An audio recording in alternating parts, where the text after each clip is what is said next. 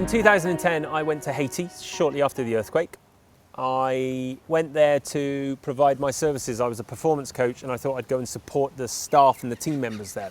As it turned out, there was nobody providing mental health to the 50,000 internally displaced people at Sean Penn's JPHRO camp. So I got in the driving seat. I'm now the guy who's in charge of looking after everyone's mental health.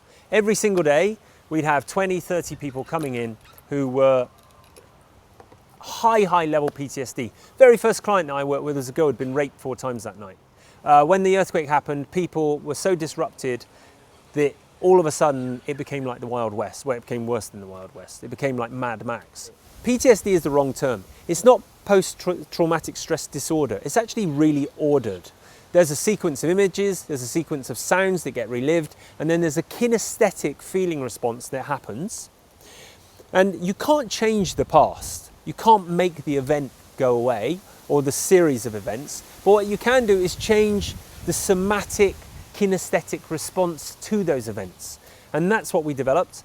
And in some cases, I mean, I've literally seen people who've had PTSD all their lives, adult lives, from trauma as kids, etc. In one session, 20, 30 minutes, they can't get it back.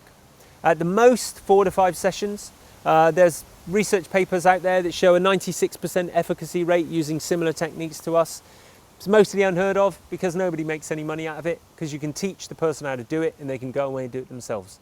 I could literally teach anybody in the world how to shift the post-traumatic stress order over to one that is a post-traumatic growth order. And it can be done effectively and ethically, and never is it, and in fact, here's a really important point, it's content free, meaning that we don't even know what the person's working on.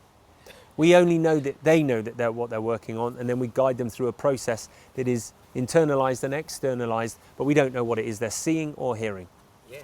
Would you be able to share a little bit of what you do then? Or, like, how do you... Look, the first piece that's required in anyone who has post-traumatic stress is to dissociate them from the images and the sounds that are triggering the associated response. If I've had a traumatic event in the past, let's say my one of my best friends died in a climbing accident. I had to go and identify the body, etc. He's 32 years old. Guy lived with me.